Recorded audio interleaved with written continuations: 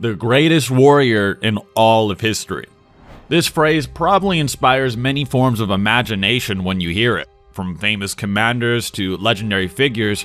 Have you ever wondered, though, who was the actual greatest warrior in one-on-one combat? Maybe a samurai not known by name during the prime of Musashi, a martial artist that would best Bruce Lee even on his worst day, or a man with a record so large you would think it's mere myth. Were there people that were just so good they were just annexed from history? Today, I'm going to be breaking who throughout all of history was truly the greatest warrior in one-on-one combat that we know of, and that has been rumored to be. Most would argue that a good soldier is a soldier with the right tools put in the right place, but in the hands of a skilled tactician, one man may seem like dozens. When you try to comb through all of the data and really digest what is available in concerns for who is the greatest warrior of all time, especially on a Google search, you may tend to find what you consume rather muddied by the fact that most people don't really understand what we actually want to know by asking this question. You'll see a list of great conquerors or leaders, but that isn't the question. We aren't asking, who was the greatest conqueror in history? We're not asking, was Alexander the Great a guy who won a lot of wars? We're asking, who was the baddest mother in Alexander the Great's army? But who was that one guy you can put up against anybody else 1v1 and he would win? That is the distinction and the accuracy that makes looking into this question very tiresome. So I do hope you enjoy this.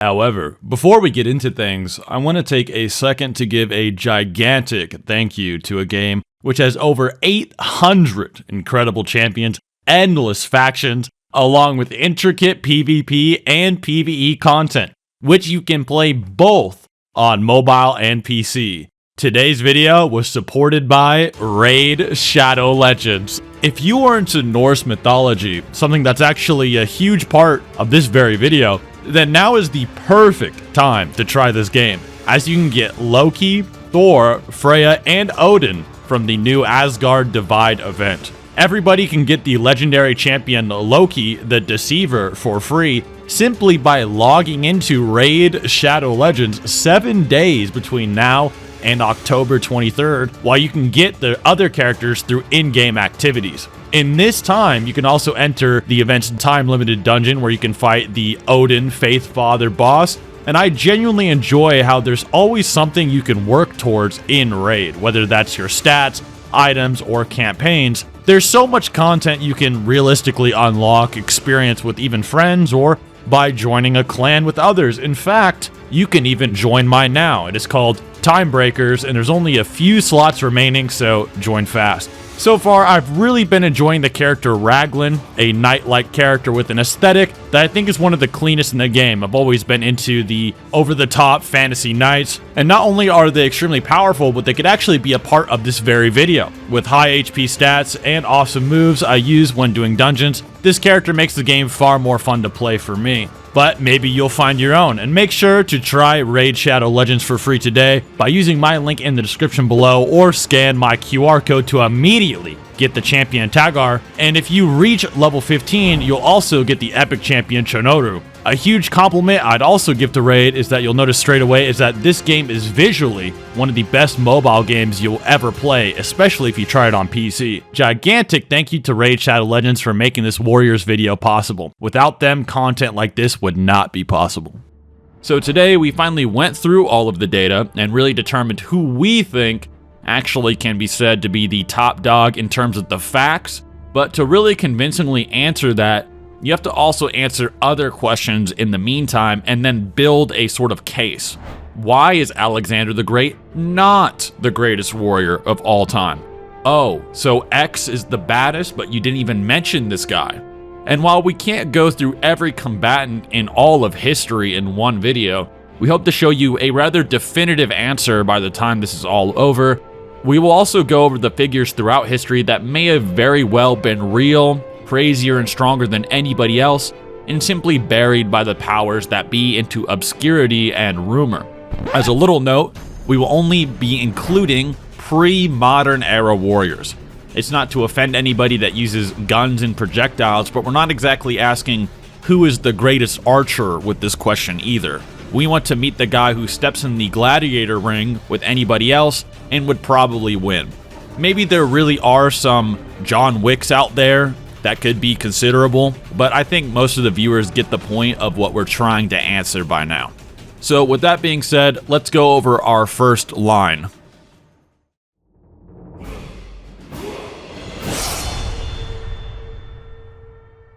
When it comes to brilliant and legendary military leaders, fewer names are more recognizable than the foreshadowed Alexander the Great, who may just be the most brilliant tactician of all time.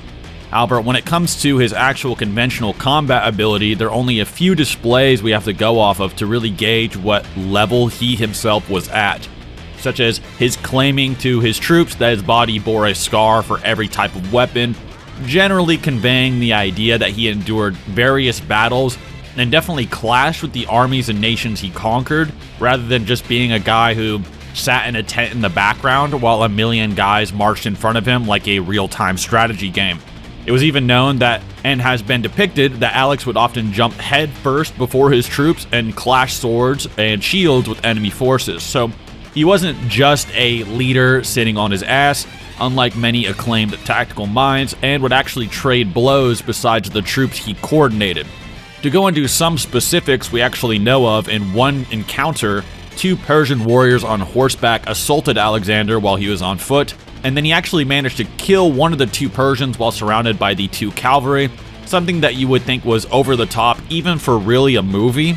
And despite this, Alexander couldn't seal the deal and had to be saved from the remaining brother of the cavalry by one of his own top soldiers. Keep in mind that some of the greatest warriors earned their reputations by performing feats like this.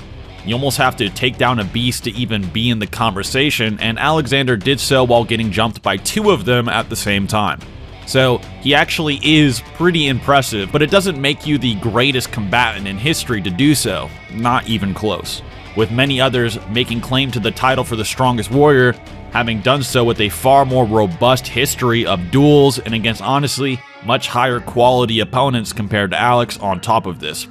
Let this be an introduction for our criteria going forward: one of the greatest commanders ever born, but not the greatest fighter ever born, even though he was a good fighter.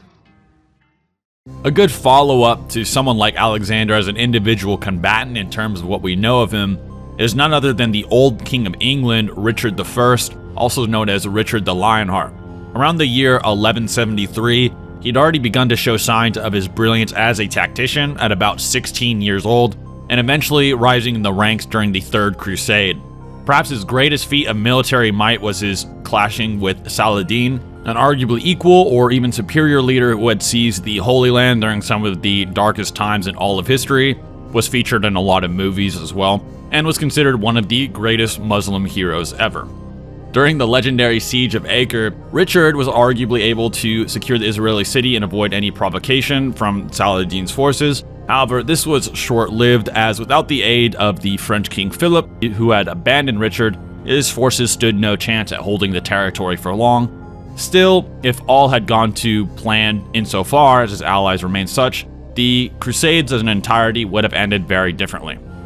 To follow up with that, a victory which sounds almost fictitious is Richard's seizing of the Middle Eastern island of Cyprus, and after shipwrecking on the island in the midst of the Crusades, he allegedly only decided to conquer the place due to how poorly his crew and fiancé had been treated by the island's then rulers. So on the spot, and after being shipwrecked, mind you, he took over Cyprus, imposed a 50% tax on them, and then sold the entire island nation to the Knights Templar. When it comes to determining the sheer scope of what this feat actually means, we have to make some estimates. Isaac Komnenos was the Byzantine emperor as well as ruler of Cyprus, with the size of his army back home likely boasting up to 50,000 men according to Warfare, State and Society in the Byzantine World by John F. Halden, as opposed to Lionheart, who didn't have as many men, as some of his ships being shipwrecked would have likely held many of them, with wartime vessels carrying as many as roughly 700 troops. As far as we can gauge, at least 2 of these ships washed up, probably more. They were also renowned for their wartime capabilities, being descended from the ancient Roman army and sporting much of their fighting styles and tactics. However, those stories don't prove he's a better fighter than Alex, just an arbitrarily inferior conqueror, if anything. So is he even? When it comes to raw combat ability, we only have so much to go on, like most of these great conquerors. He is usually estimated or stated to be about 6 foot 4 inches based on most sources and possessing a frame almost built for sword combat. 6'4" is pretty tall by today's standards, but back then, he was a massive guy. Just for the sake of comparison, the average height of men in Europe in the 12th century was around 5 foot 6 inches, and that's roughly the difference in size between Tom Holland and Chris Hemsworth. The physicality and sword prowess seems to be displayed in some recorded instances, such as within the realm of fighting off some unknown number of Saracen attackers long enough to have one of his men distract them, allowing Richard to escape. To put this into perspective, within the pages of Richard Lionheart, Bad King, Bad Crusader by Michael Morkowski, this event is described as Richard's too small a squad being encircled by said Saracens. He has historians actually hating on him. So perhaps using those exact terms, it is reasonable to say that many more attackers than the 4 to 10 men making up Richard's squad assailed him, meaning it is within the realm of possibility that Lionheart fought over 10 men at once long enough for some no-name buddy of his to draw the Saracens' attention. Funny to think, though, that they would buy it. It almost makes one think that they actually couldn't buy that this guy was the legendary warrior that was seizing islands or killing lions, and that it makes more sense for this random guy to actually be Lionheart instead, which would sort of be a foreshadowing to how this section is going to end. This would eventually throw Richard into his aforementioned conquering of Cyprus, the Byzantine ruler of the island, against Isaac, perpetually retreated as Lionheart took more and more cities with his superior troops and tactics, with Isaac at one time launching 2 poison-tipped arrows at Richard from atop his horse before running away again. When Lionheart managed to catch up to Isaac, who was likely terrified of the monster he had provoked, the two met in horseback combat, seemingly 1v1. As the story goes, Richard likely clashed swords so strongly that it then launched Isaac off his horse, and seeing as he managed to yet again survive and slip away, he would, however, then surrender soon after, with Lionheart placing him and essentially all of Cyprus in his chains. So, after this, the enemies of Richard and his legend would begin to cause concern around the other kingdoms. A bit of foreshadowing, a lot of the greatest feats or the greatest men in history often do one decent thing, like Richard beating up Isaac 1v1 and so forth. They'll beat up 1v1 a champion of another nation, and then everyone will be like, oh wow, and they'll hype him up. This tends to be a big theme with a lot of people. Then the rest of their feats tend to be conqueror-esque. So as is with the case with many historical figures also such as this, the annals of time have likely warped and mythified the nature of Richard I's life. Great examples of leadership hype beast propaganda would also be in cases of King Arthur. While some think he's real, most would argue he was used to make a solid and significant claim of strength to scare would-be enemies. Richard, whose pretty much whole flow is described in a poem, which would promulgate this Arthurian-type story, earned his Lionheart title during his imprisonment in Germany, the very title that probably puts him above Alexander.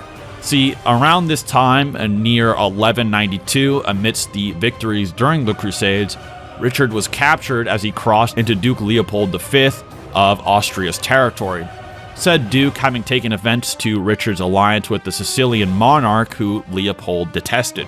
A squad of the Duke's men, anywhere from 12 to 140 of them, depending on if they perceived Richard as a war-level threat, captures Lionheart, and he'd be held in the Trifles Castle, where we'd consider modern-day Germany.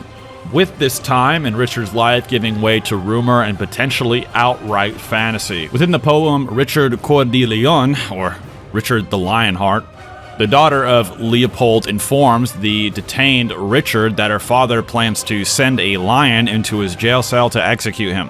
Lionheart proceeds to apparently riz up the Austrian princess and then plunges fist deep into a lion's mouth and pulls the beast's heart out and eat it. This tale is widely considered fictitious and doesn't even really chronologically make any sense, since Richard was actually captured in Austria after his sieging of Cyprus and clashing with Saladin. To maybe explain this in a book titled Richard the Lionheart by John Gilligan, a professor of medieval history at the London School of Economics and Political Science, notes that Lionheart may very well be the most romanticized king in all of England's history, which may be an insane statement if they believe that King Arthur was real. Even if this is true, however, that he actually ripped out a lion's heart and ate it, verifiable cases in recent history have shown that a feat like this may be more achievable than you may think, and wouldn't actually require, say, some type of superhuman above lion level strength, skill, or training. In 2015, a hunter was attacked by a 400-pound grizzly bear, and during the struggle, he remembered advice from his grandmother, which she'd actually read about in a magazine, believe it or not, which recalled that large animals such as bears have intense gag reflexes, so he shoved his arm down the bear's throat and leading it to ceasing its assault and then running off. Safe to say that a random hunter isn't the greatest warrior of all time, especially compared to the likes of certain gladiators that actually did have to outright kill lions and the like in one-on-one combat. Funny coincidence to this story, but my own grandfather actually told me to do the same thing if I were to fight, say, a mountain lion when I was much younger, when I was going around in the woods or in the immediate wilderness. So I actually personally believe this story, probably due to a bit of bias. But this comes most into focus when looking at the terms of his death, likely being shot in the shoulder by an arrow in his attempted siege of a French castle, later dying to infection brought on from this wound at 41 years old, with it seemingly being the case that he was arrogantly and improperly armored at the point of his untimely demise. And given the feats of those to be described later in the video, the true to life and likely historical accurate Lionheart falls short. In all honesty, Alexander saying he has a scar from every type of weapon available, jumping into every fight in arguably the greatest conquest chain in history, really only contested by Genghis Khan, and chopping a horse down with probably a sword in a 2v1 on foot, seems not only better, but probably more likely to be true, even than Richard's claim to fame. But Richard still did impressive things for someone who is quite honestly sort of just an honorable mention, and someone I'm just mentioning so that comments don't say I ignored him. To cap off the man who sorta kinda maybe killed a lion, maybe not, and did some other maybe stuff, unlike many other people in this video, some historians actually don't think too highly of him, seen with such glowing works as Richard Lionheart, Bad King, Bad Crusader by Michael Murkowski, as we said earlier. This dude has basically been getting YouTube debunk videos long before the age of the internet. William Wallace, which most of you know from his more famous feature in the movie Braveheart, he would leave a legacy foretelling inspiration, leadership, and great sword abilities. As the leader of the northern Scotland near to the year 1300, Wallace would take his troops and raise arms against occupying English forces who were being led by King Edward I. Their armies would come to blows at Stirling Bridge, with Wallace and his near 4,000 fewer and less refined warriors using their aerial advantage amidst a slope to hurl spears and fire arrow after arrow as the English were bottlenecked by the bridge below itself, preventing him and the other Scots from being swarmed or then overwhelmed by larger forces. This was coupled by the bridge being prepped to collapse, with any surviving British fleeing and granting Wallace and company a definitive victory. One other thing you'll notice that this foreshadows is that many of the greatest feats in all of history are usually done on a bridge, and you're going to see that a bit later, but Braveheart's career would not end there. With the following year leading up to a crushing defeat, the English had licked their wounds and weren't going to underestimate the Scots again, as they had reportedly done last time. It didn't help when many of Wallace's forces then abandoned their post, seeing as their families had been taken captive and held hostage by British forces so that this would not happen again, leaving most men to choose the safety of their loved ones over their commitment to William and his ambitions of defense. The following battles would proceed to be extremely brutal, with much of Scotland being ransacked and burned as a consequence of all of this. This ultimately left Wallace devastated, retreating and relinquishing his title of Scotland's Guardian, finally being captured and executed in 1305. To summarize, his greatest victory involved heavy preparation against forces who allegedly didn't consider the Scots as any kind of serious threat, with later encounters proving the end of his career and his very life, And with little data informing his one-on-one prowess, the search continues, but it was a good attempt considering the odds. Spartacus, who most of you are probably familiar with due to the respected Spartacus TV show, it should be noted that said TV show is quite exaggerated and obviously makes some decisions for television's sake that aren't really supported historically. However, certain details are surprisingly inspired from reality. From what we really do know of the real Spartacus, however, in around the year 70 BC, he may have been something akin to either a Thracian mercenary, who were highly skilled warriors at the time and the go-to soldiers of fortune, or a random Roman soldier later enslaved and set to fight in the Colosseum as a gladiator. However, based on sources, he likely never stepped into the gladiator arena, with it being cited he grew fed up with everything while still in gladiator school. It's somewhat debated if he was ever sent to the ring during school or not, but that seems to be the narrative. Mainly, however, he was known for leading a slave revolt and waging war with the Roman Empire. Using his probable, more insider knowledge of Roman operations, he would inspire up to 70 fellow gladiators to follow his conspiracy, with he and his men seizing utensils from the training grounds, mess hall, or possibly rudimentary weapons, and then overpowered their guards, sort of like the TV show. At a certain point, the soldiers were just not training harder than a gladiator, and they would just get stat checked by any half-decent one trying to fight them to the death. You have to remember, a gladiator's entire life was training to fight to the death, whereas the soldiers, not so much, even though they did train quite intensively. Even one just using a wooden spoon, knife, fork from here, they made their way to Mount Vesuvius, amassing even more fugitives until they numbered near 70,000 people, with this number likely rising and rising over time. He and his forces besieged nearby towns, fighting off Roman forces over the course of 3 years, and the general idea that leads credence to Spartacus and gang's overall prowess is that it was more than likely they took their ex-soldier and gladiator training and could hone even random slaves into units that could destroy a mediocre militiaman, even with far inferior equipment, showing that even the teachings they just passed down would cause the layman to exponentially explode in terms of lethality, let alone the guys actually teaching and then inspiring said layman with not only their words, but more than likely better than average actions and showings. In this time, after sending militiamen and more mediocre troops to deal with what they felt were mere rage, the Senate formed a two-pronged response, contracting multiple of their generals to curb the gladiators. Nonetheless, Spartacus's forces still actually won out against the Roman soldiers in just one of a series of insane underdog fights in history, killing up to 3,000 men in a single skirmish. Yet still, as we all know, Rome did not stop here. Spartacus had hoped to later coerce Sicilian pirates to attack the lackluster Roman naval defenses. However, similar to the circumstances that cost William Wallace his title, these would-be allies abandoned him. Perhaps if there was one lesson to take away from these legendary fighters, it's to not trust pirates. Without their aid, and with his right-hand man Crixus taking over 30,000 troops from his main force, Spartacus was crushed in battle with only 1/3 of his men at his side.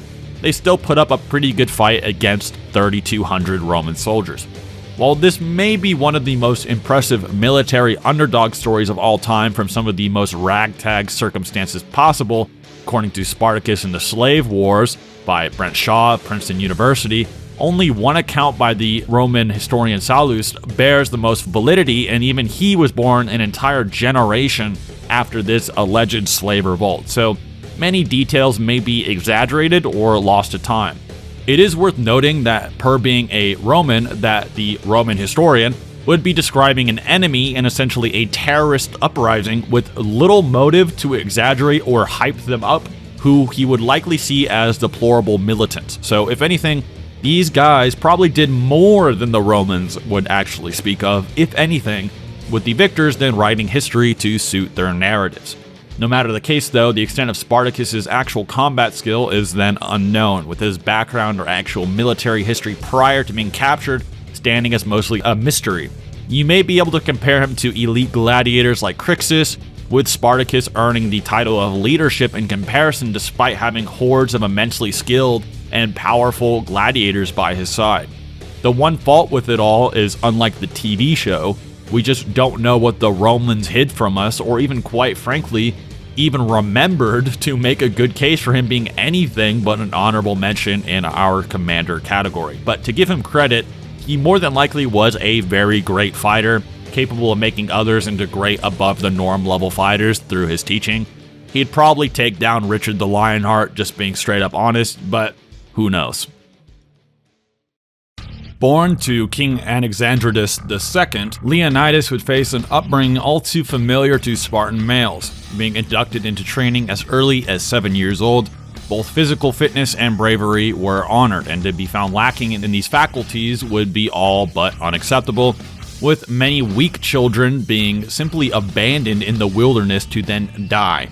That is the kind of culture that shaped Leonidas. This training since childhood under extreme and honestly heartless conditions seems to be one of the bigger criteria for the more greater warriors of all time. By their adolescence, if they weren't fit enough from their training, they would receive lashings from their masters, and in fact, to endure as many lashings as possible was a feat to yearn for among young Spartan boys. It was a chance to show their culture how strong and deserving they truly were. Their value was almost determined by how much torture and pressure they could withstand during their upbringings.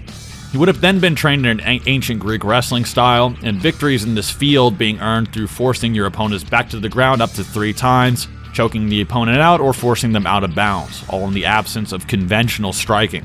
This is a very fundamental type of grappling which formed the bedrock for many styles of close-quarter combat that we see today. He would as well be forced into stamina drills such as competitive running, as well as hunting and gathering. And if they didn't excel in these fronts, a Spartan male wouldn't even be promoted to a proper citizen of the state and would be denied certain rights, literally being considered a less than based on their notion of masculinity and martial values. Your athleticism determined if you were basically a human. Sparta was a warrior culture through and through, and this would be no better showcased than in the Battle of Thermopylae, where Leonidas, now king of all of Sparta and around 60 years old, led something akin to 7,000 Greeks, including 300 Spartans, against somewhere between 100,000 to 300,000 Persians over the course of 3 days. This took place in a narrow pass, allowing Leonidas' forces to not get immediately overwhelmed, as the enemy forces had the same amount of room to funnel their troops. Over the course of the battle, Leonidas' forces managed to take out over twice as many men as their own forces consisted of, with the Persians citing the Spartans' uses of sturdy bronze armor and shields as putting up an impressive defense. This was coupled by the phalanx formation implemented by Leonidas, where his troops would essentially construct a massive barrier by holding up all of their shields next to one another, with any casualty in the wall being soon replaced by the next soldier in the line behind them. This, paired with the Greek spears, caused the Persians a lot of grief. Even the Immortals, an elite 10,000-man squad, failed to actually defeat the Greeks, and the name of said squad being due to how their numbers and unified tactics gave the illusion that they were simply unkillable on the battlefield. The Greeks here were additionally crafty, reportedly feigning defeat only to surprise the enemy by then redoubling their assaults. However, they were inevitably bested due to a Greek traitor informing the Persian leaders of a secret path, which allowed his troops to bypass Leonidas' defenses, with the bulk of his forces retreating at the sight of their enemy's advantage. It was just 300 Spartans, including Leonidas, then fighting to their last breath, and this is further punctuated by modern historians, often assailing the popular notion that Sparta wasn't all that impressive when it came to warfare, citing their unimpressive record of more losses than wins during their conquests, coupling this by the fact that their slim victories can simply be due to their much larger numbers of soldiers compared to other armies, as opposed to actually having legendarily skilled warriors that could defeat any other in one-on-one combat, which is sort of the opposite of what most people would say about the 300 narrative, whereas it seemed to be the other way around for most of Sparta's conquests and fights. This would trickle down to Leonidas, who, despite putting up a valiant effort, he was aided by the terrain and his greater knowledge of it compared to the Persians. His forces used underhanded tactics to prolong the inevitable, and we truly don't know if he himself actually took down multiple elite, immortal soldiers, or if he had any confirmed kills outside of the forces he actually just commanded. He was also likely far out of his physical prime during this contest, and the Greek forces relied on teamwork and defenses such as the phalanx which he would obviously have no access to if he were to be hypothetically placed against other warriors across history. Leonidas' tale is simply told in too many vagaries and accentuated by myth. To be honest, much of his honor comes from his tactical prowess showcased at the Battle of Thermopylae. However, he was as well on the ground fighting alongside his troops, which makes it almost that much more impressive considering he'd be giving out orders while likely dodging attacks or blocking incoming arrows. He was also well past his prime and still put up a legendary defense in the face of assured death.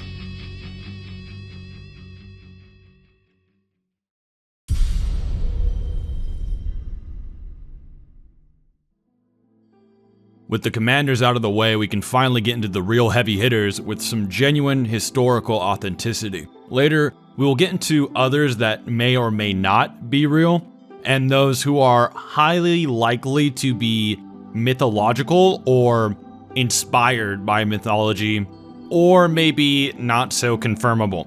These more fictitious or less confirmable types tend to accomplish some of the most insane things you've probably ever heard. But for those looking for an actual answer to the inquiry, this section here is where we go over the hard facts that we will probably be going to debate about in the conclusion more than some of the others later. We'll begin with the Blade of Allah, and I'm not going to try to say his full name because it may be disrespectful or how bad I'll butcher it, but if you want to hear it, I'll play a clip here. Khalid ibn Walid. Anyway, he was one of the most famous and revered Muslim military leaders ever, who was considered by historians to be the top military guy back in the early Islamic period, around 600 AD. Some actually argue he's a top 5 military tactician and conqueror ever, period, but it depends who you ask. He came from a pedigree of warriors hailing from the Banu Makhzum clan, being taught wrestling, horseback combat, and the expertise to use a variety of different weapons. It was even whispered that his father was so fixated on the idea of breeding a next-level warrior that he snuck poisons into the young Khalid's food so that his body would have to fight it off and grow stronger. And this would seemingly pay off. Don't get any ideas of future parents.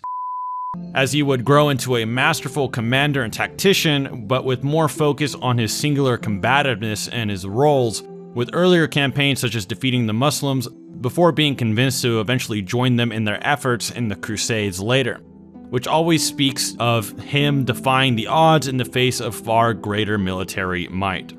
This would cascade into underdog operations such as his assault on Roman forces, where he commanded his men to ride their horses in such a way he would make large dust clouds to simulate and gaslight the Romans into thinking they would have to face a larger number of enemies compared to the actual size of their troops. Once the mind games were over and actual combat began later on, it proved to be fierce, with the Blade of Allah ended up breaking 9 swords in close quarters combat. Imagining that is a pretty crazy visual, invoking some level of superhuman mutant strength you might see in a berserk manga fight, maybe featuring guts. However, swords and other weapons breaking in combat is more fairly commonplace than you might actually think, with enthusiasts citing depictions of broken blades strewn throughout battlefields in both art as well as historical dig sites and collections.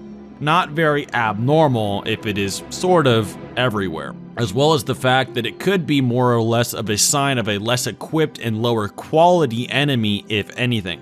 However, 9 in a row or during this one fight either suggest that his enemies had terribly shoddy weaponry or gave a consistent argument to him being the reason the blades were shattering, which almost not really anybody else can claim they've done for the most part, on top of all of the crazy frontlining and battles that he did during his career. The main sword used by Roman forces at this time was likely the Sparta type blade, with it being said that its quality was fairly top tier. However, further speculation cites Rome's lack of evolution towards refining the weapon. Compared to the gladius blade, which was phased out in favor of the Sparta by the late 200s, far more of these weapons have been known to survive to the modern day by comparison, pointing more towards them sporting greater durability against wear and tear or environmental decay.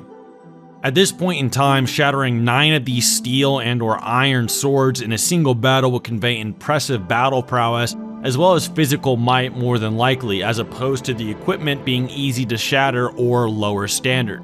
If you look into the history behind sword breaking, it's usually more of the case that a sword isn't going to be passed generation to generation like in Hollywood, and would wear and tear and then eventually break.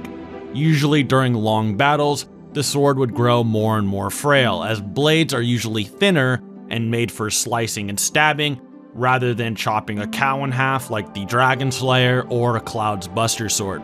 So unless these Romans were out and about and just got done with some skirmishes or had poor weapon upkeep, it seems as though this is the blade's feat. So it's very possible that Khalid might actually just shatter through pretty much any samurai sword, with katanas being infamously poor against heavy armor and at least roughly as thin by comparison to European longswords and the like. Blade of Allah historically wielded a Shamshir type scimitar, which was steel crafted and roughly even thinner than a katana at its guard. Regardless, Muslims, Persians, Romans, and Crusaders alike watched as the Blade of Allah took much smaller forces and still somehow wrenched victory from them time and time again, with reports claiming he was undefeated anywhere from across 50 to hundreds of battles, as well as never losing a one-on-one fight. Meaning in possibly hundreds of fights, he was never in need of being saved or anything, and probably the most bloodshed you could ever imagine. Evoking the sort of imagery of a character in a show just fighting through the hordes and never really being pushed back. Keep in mind too that one of his life goals was actually to die on the battlefield, to meet a worthy foe, yet he passed away in his bed, ashamed to have been denied this honor. So while commanders such as Alexander certainly probably fought in many of his own campaigns, it was clear that the Blade of Allah had basically almost a death wish, wishing to martyr himself in all of his intense battles by throwing himself into probably the front lines or in direct combat without much desire for self-preservation. Yet he was still never taken down. His actual character motivations were one that desired a Valhalla-like send-off to a degree, and in the actual movements he joined such as Islam, this type of self-sacrifice was considered with much praise. That, and on top of probably being a role model to his forces at the time, gave him every inclination to really be what people said he was. The Blade of God that took anybody down 1v1, ran into every fight without much desire for self-preservation, even if he was highly tactile and calculated, and still was never shattered. While actually having some measure of his individual aptitude documented, unlike most being highly skilled, certainly fighting on the front lines and boasting various means of achieving victory, the specifics of his mastery or accolades therein are too undefined. Did he beat 9 of these guys back to back, all at once? Was he totally unaided against them? It's almost impossible to say. I mean, after all, the Sasanian Empire, one of Khalid's more infamous sieges, had actually pretty low-tier soldiers. On the flip side though, when looking at the records of his feats, there's this weird black mark between his back-to-back-to-back victories. He would defeat this, conquer this, do the impossible here, make them flee here, but then demoted, more wins, more victories, demoted again. This was because the powers that be of the time started to realize the Blade's legend was double-edged, so much so that they had to demote him or else face the risk of him becoming a god in the eyes of his followers or forming a type of personality cult or idol, potentially eclipsing even Allah in terms of attention outright, and taking away from the message of some of the collective. The last thing the burgeoning Muslim faith needed was a power struggle between Muhammad's legacy and the mighty warrior bearing their god's very blade. So unlike Alexander, who was probably the best combatant of, say, the commander category that we know of in history, Blade has a much stronger case for being in the front lines and facing down more people with his raw ability, and with a stronger historical case for his more individual combat feats than ancient conquerors especially, many of which in terms of their individual might, even in the cases such as the future Lionheart, are highly exaggerated to actually increase their fame and powers, where it seems like Khalid's people wanted to take him actually down a peg, if anything. So a lot of the hype you hear about him may have been said somewhat sparingly, unlike most others.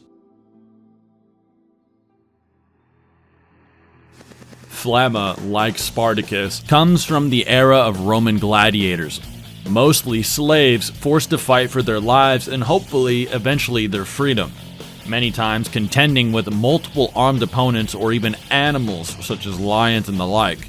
What makes Flamma interesting is that unlike Spartacus, Alexander, or even the Blade of Allah, is that we have the details on what he actually seemed to do in the ring, such as the fact that he actually earned his freedom 4 times over, already impressing the crowd or said ruler at the time, yet he still chose to stay and fight to the last breath. Most of the time, gladiators were typically prisoners of war, deemed too noble or a waste to just put them down, and would then have their skills further honed by former contestants and bouts. Flamma in particular would commonly face retiarius type fighters. Essentially, he'd wield a large sword and shield against foes wielding nets, tridents, and minimal armor.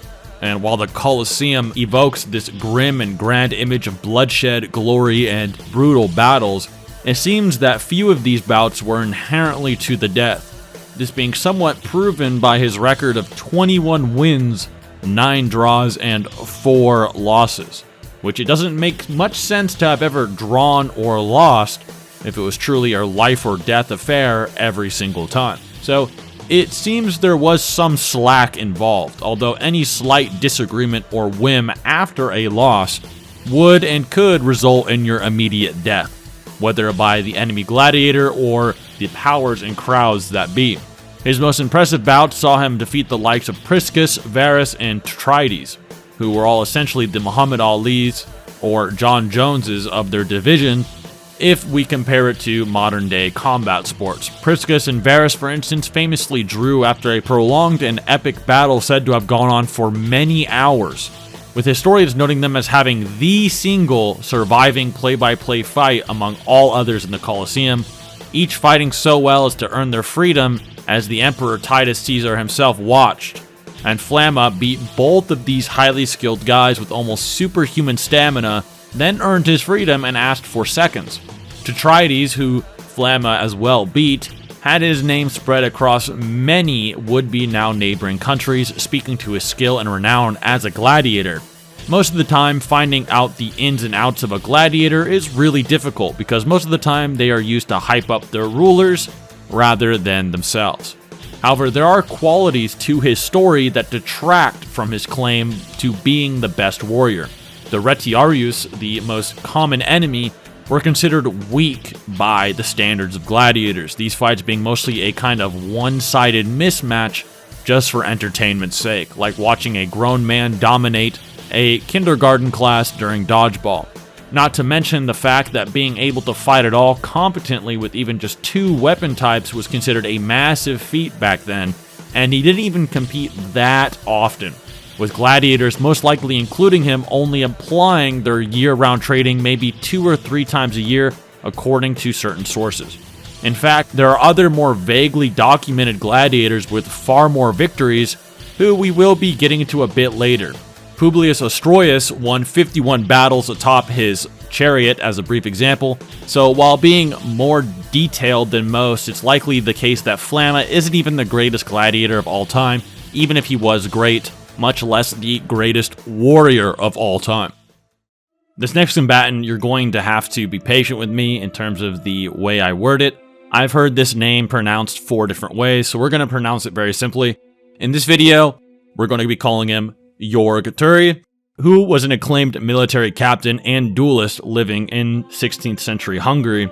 His skill made him a feared and hated target among the Turkish population, who eventually sprung a trap on him and his forces. Surely being intimidated by his absolutely insane and legendary accomplishments and hype of over 600 victories across his dueling career against opponents from 3 entire continents. Most people's dueling records usually are a few dozen. Even 50 boxing matches is insane, let alone dueling with sabers and lethal weaponry when the world was still on one of the more physically aggressive and combative eras of human history. where your physical might would still equate to military power and security. Once a Turkish ruler of his own castle believed he'd planted a spy within Jorg's ranks, assigned to him to drug and sedate the rations belonging to him and his forces to try and take him down to avoid having to contest the legend. However, this spy was actually a triple agent, and Jorg knew of the Turks' plan all along, sending the young spy back, telling the opposing ruler that his ploy was a success. Him and his troops instead found a seemingly abandoned castle when they tried to then take it, with the enemy soldiers too afraid to cross into its territory for fear of attack. Jorg had defended his land without ever having to draw his sword, and just his aura alone created that much fear at the time. 10 years later, however, the duelist and 150 of his men would then be boxed in by 600 Turkish soldiers. The deep and muddy arena caused much difficulty for their horses and little chance for escape.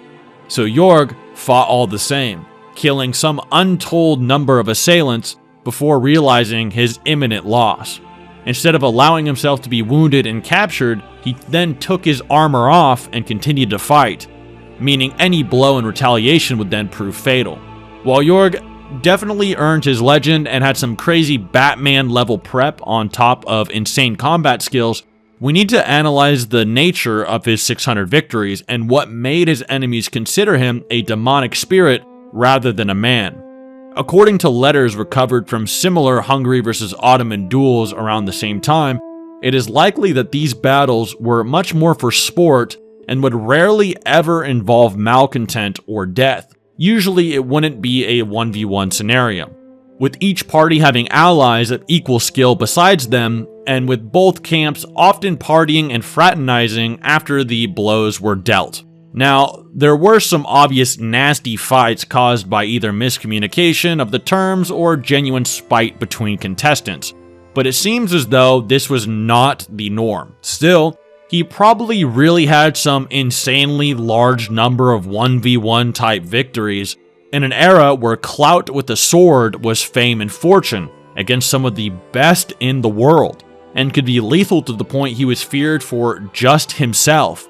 Although the officially recorded number was apparently around something like 70, with 600 then being a rumor, he was undoubtedly the real deal, with a much more direct claim to fame than the others on this list so far, which are too ambiguous to really confirm.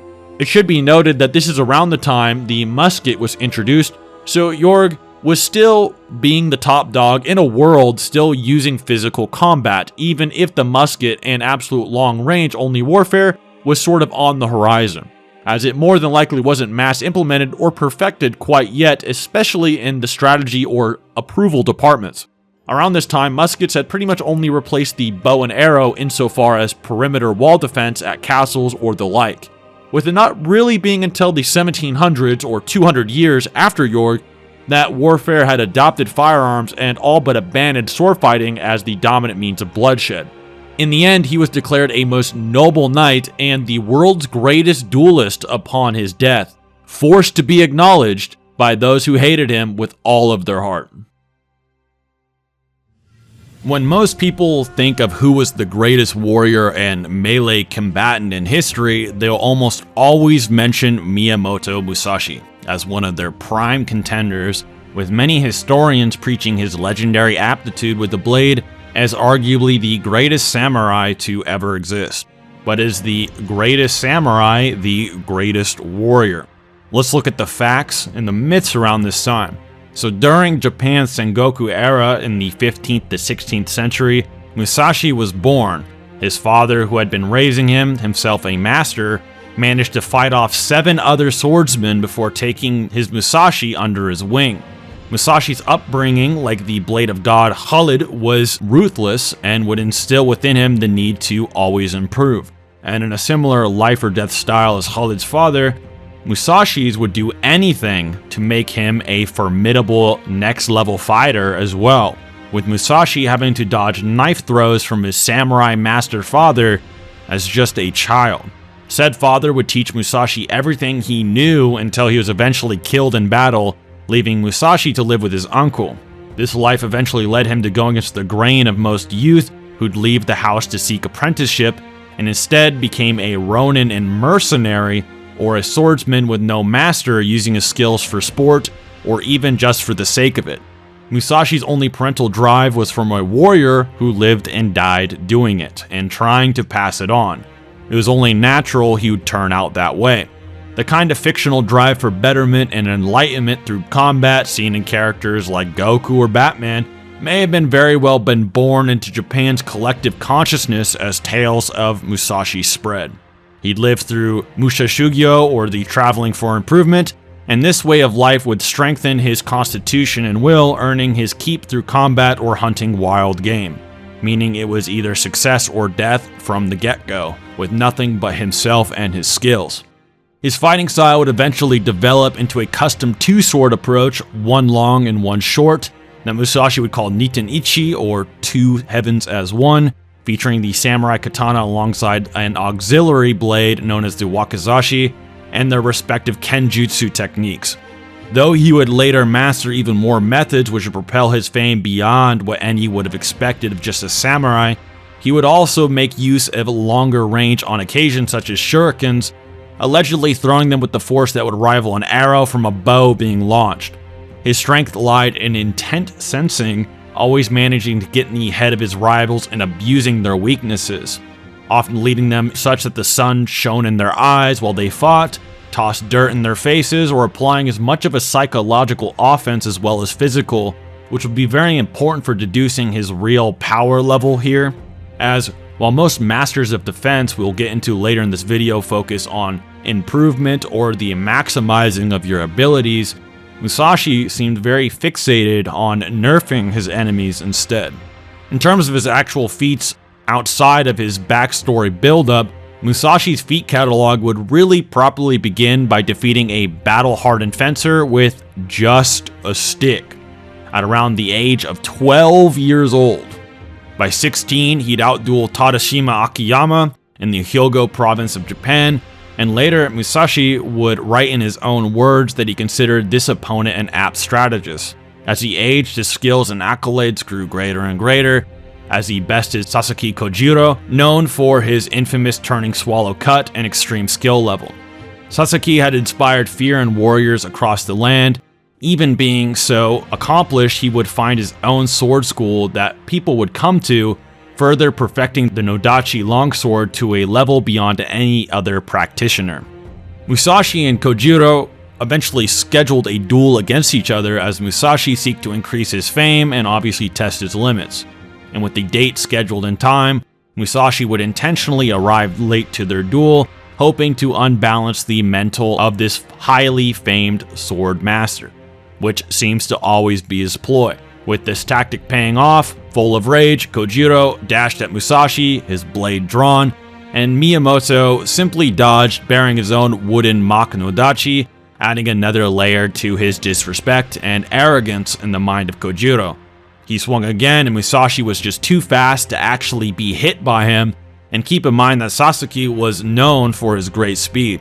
With another slash before he could realize it, Musashi evaded another strike and finally counters with his own, striking Kojiro in the side of his head with his wooden sword, further landing a blow to his ribs. Musashi would stand victorious, bow to his fallen enemy and onlookers, and calmly made his way back to his boat. 30 years old at this point, he'd grown so skillful that he quickly defeated the reputable and legendary swordsman and battle master with a simple wooden katana carved out of the very boat oar he'd used to lazily arrive to the battlefield. In fact, he'd eventually take to limiting himself to such a weapon in each subsequent duel. Some will argue that he did this to actually get an advantage. While it may seem as a weakness to use a wooden weapon, the actual range of it would have been a lot longer than the other samurai's katanas, as well as Miyamoto's larger size, which allowed him to actually have another advantage, which is somewhat argued about. However, this feat cemented Miyamoto as a legendary duelist, further seeking to grow as a duelist and fighting and winning every 2 months until his record was that of a perfect 60-0 to even possibly over 70 duel win streak in an era where practicing the blade and trying to be one with the blade were extremely important for financial success for many men. Note that each of these would be to the death. As was the standard, he may have even had to fight gauntlets of lower tier warriors to combat true masters as well. Even as he was nearing 50 years old, a young samurai seeking to battle challenged him to a duel, with Musashi being reluctantly bound by the law of combat. This is another thing that you have to realize. These guys were often forced to fight, or else their reputation would be tarnished.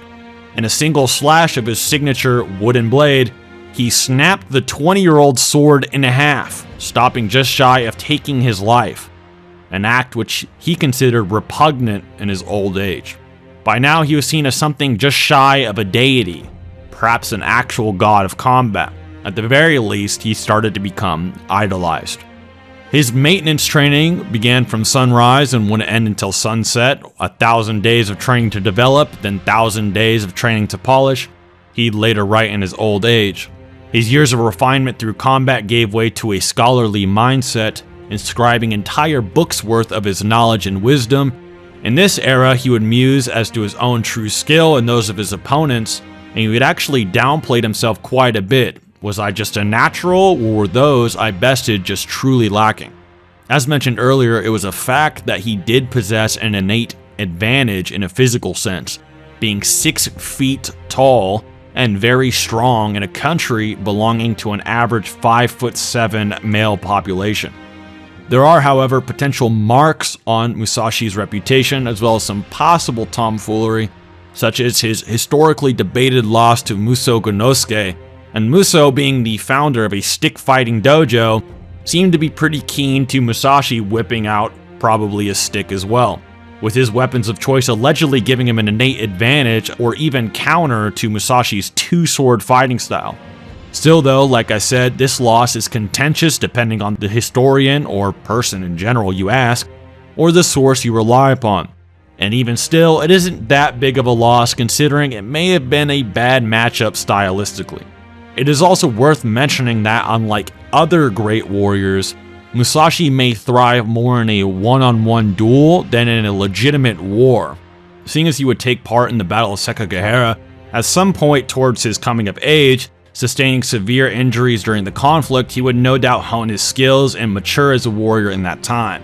Still, it is something to consider when comparing him to potentially more war-hardened men and women, many of which on this list would fight swarms of people in the most chaotic, violent situations you can imagine while having to keep their composure and their skills to the utmost, whereas Musashi in these one-on-one duels seems to invoke a shred of chaos on his opponent to nerf them and seems to bewilder them. While some also speculate that Musashi likely avoided truly gifted enemies as to remain alive himself, given the nature of his apparently casual victories over legendary samurai masters, swift defeat of men less than half his age, and a small library worth of hard-earned knowledge, it would seem that his reputation as the greatest samurai of all time does have the accolades to hold up to scrutiny regardless of what the critics say. Samurai are also interesting, especially in the case of Musashi, because as stated before, it was sometimes about self-improvement and other times for clout and maintenance, trying to guarantee a string of victories and legends to impress everyone as much as possible for more work, coinage, and jobs. Some tales such as smashing through a sword with a wooden stick are pretty intense. And while it's not like the Blade of God smashing through 9 spathas with a stick, if it's true, it shows how intense of a force Musashi really was, even if he was a planner and liked his psychological games. While Musashi is arguably one of the greatest samurai duelists of all time, there are still fighters with legends and feats, especially those done in massive wars that Musashi wasn't too fond of, that may put these samurai's feats to a halt. It should also be noted that there is a moment where deducing how skilled Musashi's opponents are compared to the Knights of Europe, the Vikings, the Spartans, the gladiators, and so on are actually quite ambiguous. Not only is it more ambiguous and hotly debated about, but many legendary fighters would just blatantly take on multiple to possibly dozens of some of the strongest fighters in the country or the continent and take them down or fight them off pretty much single-handedly. As presented so far, when considering which warrior stands above all others, our minds instantly begin considering all the possible archetypes of combatants. Gladiators, samurai, Vikings, and of course, medieval knights. There is one knight who has a name that influences the way we even speak still today.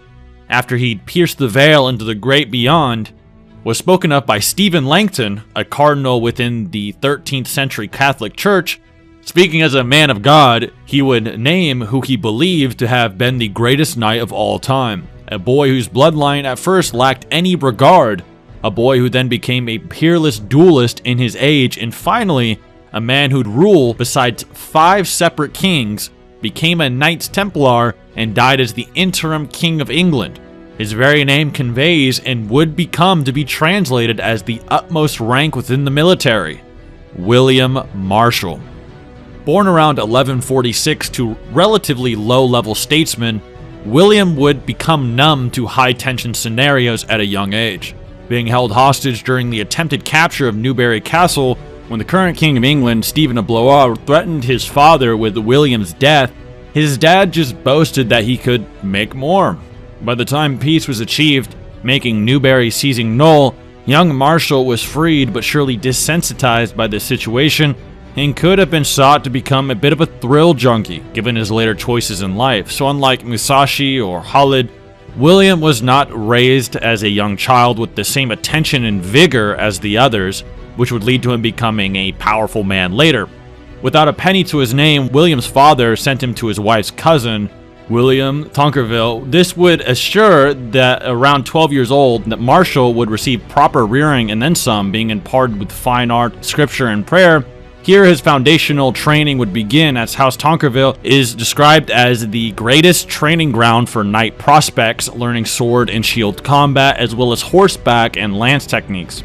Weapons training, local law, the notions of chivalry, and English politics were then drilled into him, preparing him for his God-given task of becoming the conceptual progenitor of the Marshal.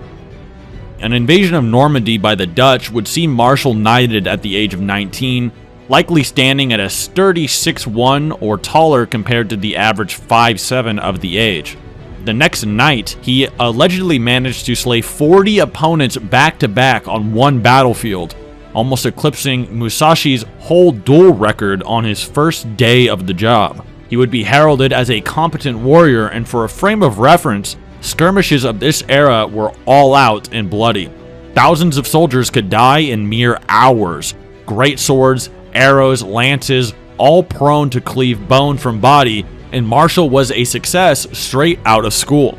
His only detraction was his apparent inability to then turn a profit from his works, either by seizing worthwhile treasures or prisoners of war to present to powerful earls. Yet he still managed to kill 40 to 60 enemies, depending on the source, the day after taking up a blade. While this doesn't mean he is better than Musashi as a 19-year-old, you get the immediate introduction that this guy is not picking his fights. He is almost akin to a super soldier thrown on a battlefield and slaughtering everyone in front of him as he is told, with little regard for himself as he was raised. Even further is that these claims of his feats are far more verifiable than almost anyone else, making it even more crazy. In the following year, William's first cousin, once removed, facilitated Marshall's first entry into a legitimate tournament. These tournaments and competitions are shown often in the media. However, this particular type is where a competent but middling soldier would turn into a legitimate legend. To describe the tournament setting, it wasn't just some sportly affair, and it wasn't necessarily just one-on-one brackets either. They were essentially full-scale war simulations, where you would send one of your best guys out there to make a name for your house or themselves. Squads of up to 200 warriors would face one another, then engage in a crazed rush.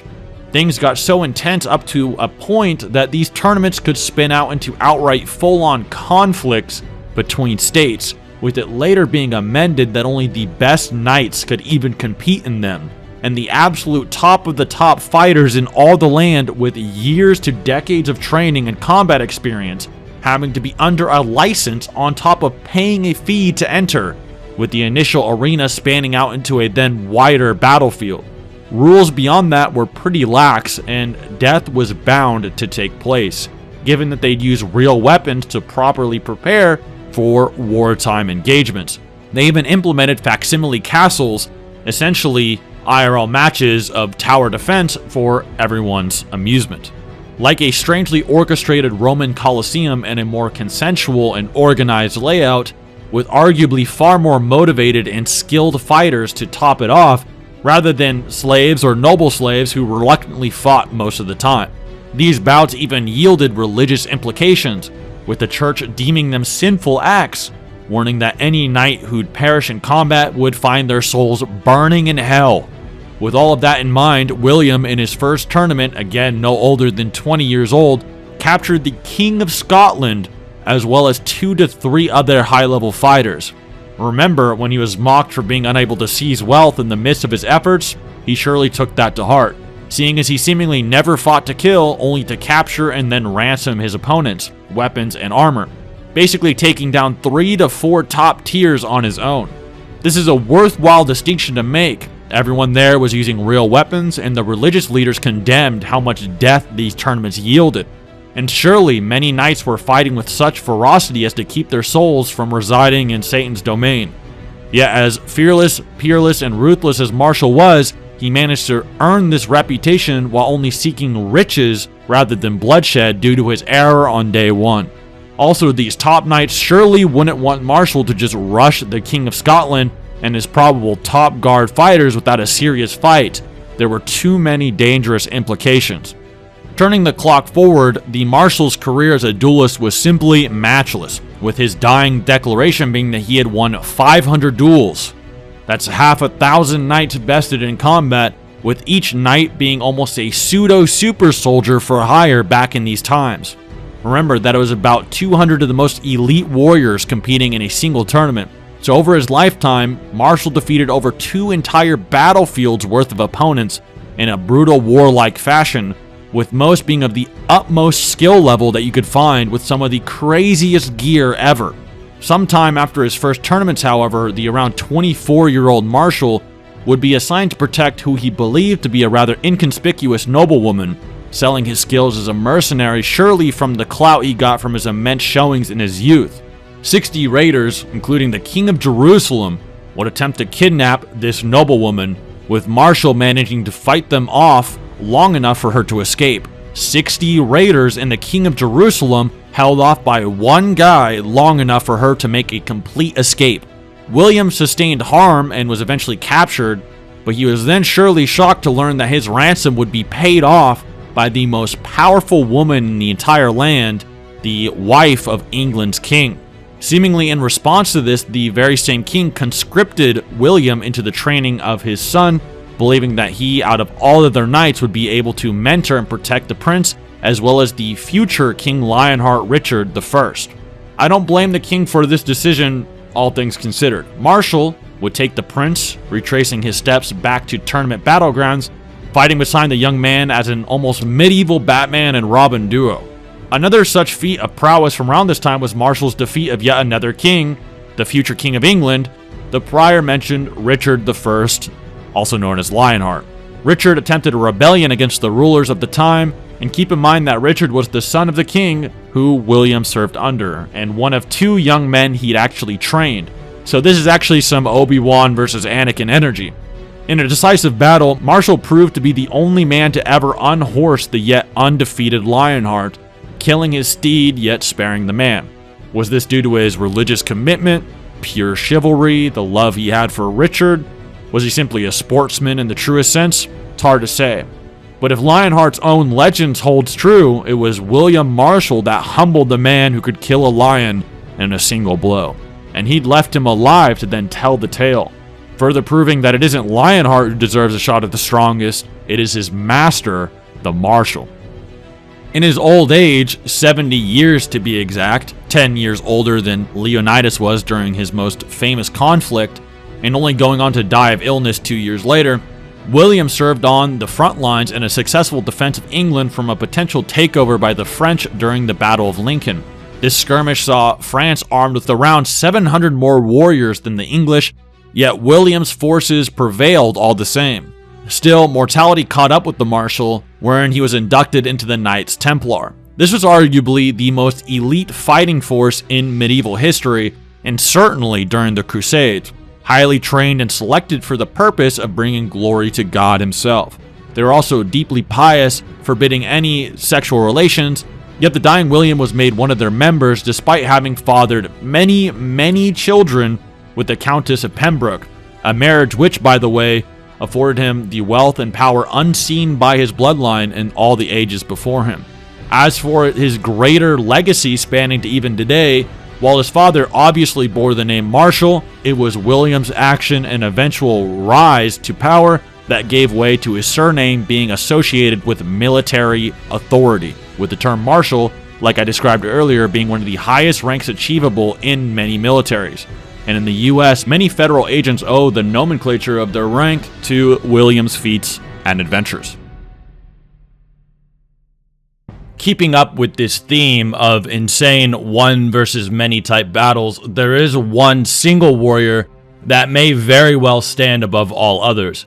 In the year of 1066 in the English village of East Riding, Yorkshire, Norway attempted to capture territory. The Viking Nords had set up camp at Yorkshire, with a literal bridge being the English forces' only route of entry. Given that the Vikings were mostly caught unaware by this surprise attack, many of them fell to the English until it seemed that only one really remained. Ancient Nordic tales tell of a berserker, or a warrior possessed by such rage and bloodlust that they accomplish godly feats, perhaps being either the inspiration or ultimate expression of the myth. This nameless Viking managed to stand alone and slay up to 40 knights, one after the other. He may have even managed to kill more if the English hadn't finally resorted to stabbing him from under the bridge that he was defending, and then cheap-shotting him and then crippling him, feeling as though they couldn't actually beat the berserker any other way. Even if we were to take the best fighter of today, whether it be Jon Jones or whoever you like, and put them against 40 untrained average grown men, he's likely not going to win, let alone 40 super armored sword fighters. The level of skill and stamina on display here would be legendary, and has every reason to be believed and mentioned within a video like this. The Viking and Norse fighters were eventually all slain here, so this is actually a tale told from English mouths and pens at their own dishonor. They're describing an enemy and would most likely not exaggerate the nature of his near victory. The Vikings chose this man for a reason, and he was probably the best anyone has ever seen, and he showed it. Not only was this incredible, but has an immense chance of being real and not exaggerated. One of the few almost mythological feats a man has performed that is most likely to be true. The only way it's not true is if you believe that the English actually hyped up the enemies that they were facing to give themselves more glory. One of them could fight 40 of us on a bridge, and yet we managed to conquer their lands, etc.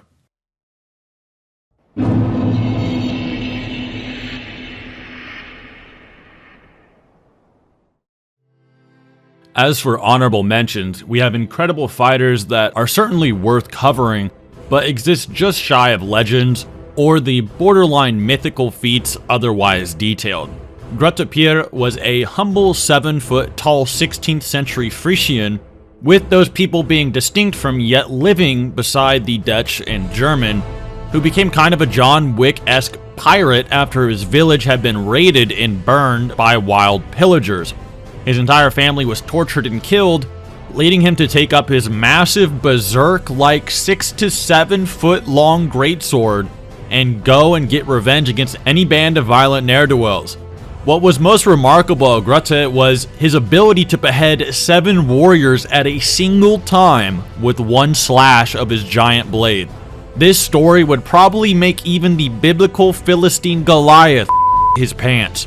This is obviously otherwise unheard of throughout history, and Pierre may be the outright strongest warrior period based on this feat alone. Yet his greatest victories amid his pirate gang were against comparable, unremarkable packs of more or less savages, rather than highly skilled units of knights or samurais, etc.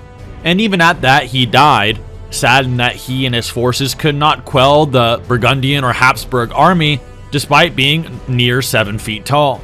Many other peak combatants have managed to fight off or put down far more than the 5 to 7 foes that Pierre had managed to defeat in one-on-one combat. Imagine if Grotte could have ever received proper samurai or knight training. This video would probably have a completely different ending. Yu Fei, allegedly and perhaps the greatest Chinese warrior and warlord of all time, was orphaned soon after his initial participation in the army. This led him to being further raised and trained by Zhao Tong, a legendary hero and military trainer in his own right. Around this time, Fei managed to hit 9 arrows into the bullseye of a target from roughly 600 feet away. This is, in essence, hitting a target perfectly using a low-end sniper scope 9 times in a row with just the naked eye. Beyond this, tales of him being a reincarnation of Buddhist spirits, surpassing the Monkey King, or being taught the energy martial art Qigong are told, besides stories involving his mastery of horseback combat and every weapon of war. This informed Yu Fei's long and epic military career, leading forces across China, inspiring his troops and the people of the land with their strength and bravery. Not to discount the story or feats therein, but more to the point, we simply don't have a great record of any conventional combat, 1v1 or 1 versus many feats performed by Yu Fei. If his story is to be believed, he may have some of the greatest versatility and mastering the widest variety of combat styles and weapons, but as far as his actual feats, while surely numerous, they just don't surpass the best of all time. Similarly, Fiore de' Liberi, born in 14th century Italy, was as well trained in a broad variety of martial techniques, and one day, seemingly just out of his innate desire, Fiore decided to depart on a globe-trotting Batman-esque training arc, studying under Italian and German masters of hand-to-hand and swordsmanship, and the flower of battle would hone himself into the greatest bladesman of his era. His dueling career began at a young age, with his peerless record only growing with his age. During his training, he was known to have endured no wounds even when practicing unarmored with greatswords. He also participated in skirmishes and civil wars, applying his skills to mercenary work before being recognized as a true swordsman by the dukes of the time. Fiore was one of many of Italy's then-known masters of defense, who were successors to the medieval knights of older generations, tasked with knowing how to wield every relevant weapon of the age to then teach others, make manuals, and thus make a living. The flower of battle being one of the more famous, and my personal favorite, examples. This doesn't even mean Fiore was necessarily the best, but he was arguably. There are many other masters of defense who were claimed to be better at particular subjects or types of weapons, with his being master of the longsword. Another master of defense, as an example, would be someone like Pietro Monte, and etc., etc. As we all know, however, quality is above quantity, and the mere mastery of many fighting styles doesn't necessarily make you a better fighter than those with greater experience in victories, even if it's with less styles overall. His true feats are too hard to compare to people like the Berserker or the Martial and so on, even if he was one of the most versatile and powerful of all time. While El Cid, a legendary Spanish hero of the 11th century, boasts an impressive series of victories against both Muslim and Christian forces, his actual one-on-one combat capabilities fall within the same historical ambiguity or unimpressive by comparative realms as figures such as Alexander the Great or the Blade of Allah. El Cid's father was a fine soldier in his own right, and used his influence to have his son inducted into the court of one Prince Sancho. Here, Cid would be honed in the ways of combat until Sancho was made king, where then Cid would have become so proficient to the point that he himself would train the next line of elite knights in the king's service. Now here is where things get fuzzy. El Cid was known by the honorary title of Campeador, meaning champion or the battler. Multiple sources disagree as to how he earned this moniker, either as the instructor in Sancho's court, or after slaying an Aragonese warrior in one-on-one combat.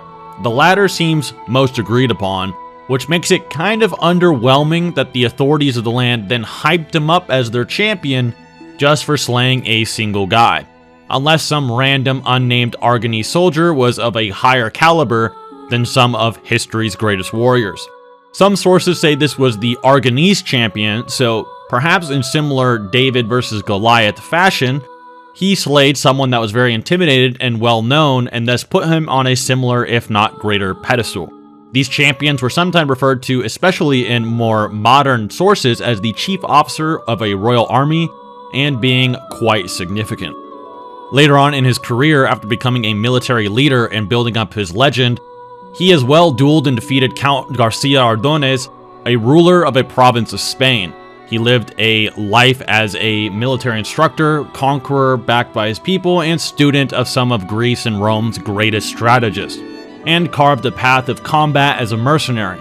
He may have as well defeated members of Amoravid's army, unkillable soldiers who sought death over a military loss, using techniques such as the phalanx as seen with the Spartan army, sporting javelins and pikes. I say this as El Cid led his units into a battle against these forces with far fewer soldiers on his side, and El Campeador still won at the end of the day. Even after his death, the sight of his corpse was set up on horseback was enough to strike fear into Amoravid troops. Clearly, El Cid was highly skilled, a brilliant mind, and elite fighter and tactician.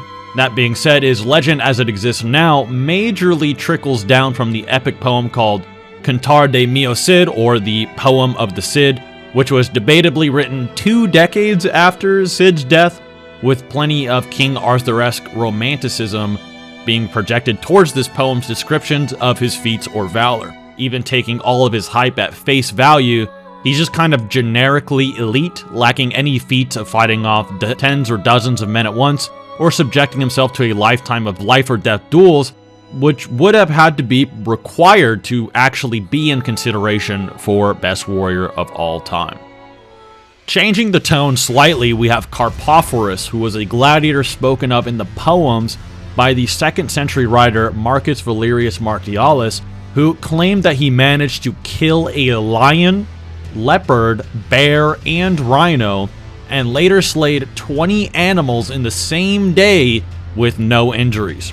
The same guy who wrote about him noted that he surpassed Hercules and could slay the mythical Hydra like he's just the Kratos of animal killing.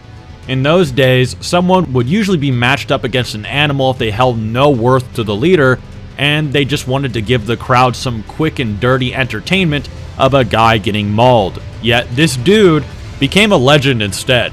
Weirdly enough, he was just way better at this than fighting real people. However, that makes sense. But I think it is fair to say that if all of this is accurate, Carpophorus is probably the greatest creature killer to have ever lived.